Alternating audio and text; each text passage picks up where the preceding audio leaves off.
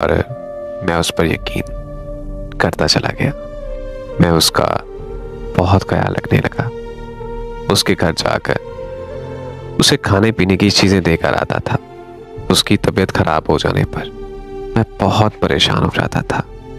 उसने मुझे कहा कि तुम मेरी अपनी अम्मी से बात करवाओ, और मैं ठहरा पागल।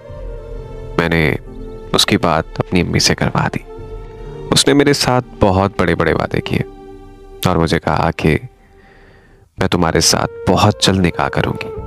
हमें बात करते करते 5 महीने गुजर गए और एक दिन उसने कहा कि सॉरी यार, मैंने अपने घर बात की थी, लेकिन अब मेरे घर वाले कभी भी नहीं मानेंगे।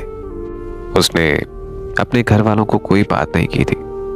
उसने जो कुछ भी कहा सब कुछ अपनी तरफ से कहा था। पता नहीं क्या हुआ, कब हुआ और कैसे हुआ। एक दिन उसने मुझसे सारे रिश्ते नाते तोड़ दिए और मुझसे ब्रेकअप कर लिया।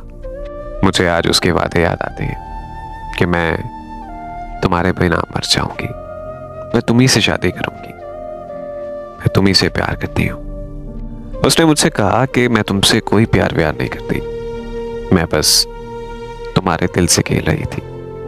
मैं उसकी ये बातें सुनकर बहुत परेशान हो गया। मुझे अब समझ नहीं आती कि मैं क्या करूं। मैं पूरी तरह ज़हनी तौर पर उसकी मोहब्बत में गिरफ्तार हो चुका हूं। उससे जुदा होने का कभी सोच भी नहीं सकता।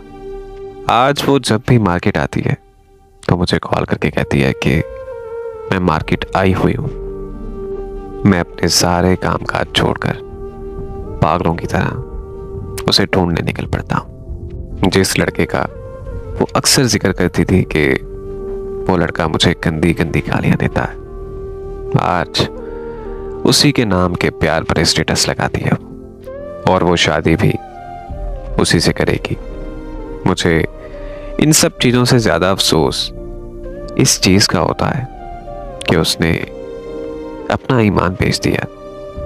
उसने मेरे सामने ये कहा कि मैं कुरान पाक पर हाथ रख के कहती हूँ कि मैं तुमसे बहुत मोहब्बत करती हूँ। जो इंसान इस हद तक गिर सकता है, मेरा नहीं ख्याल कि वो कभी मोहब्बत करेगा।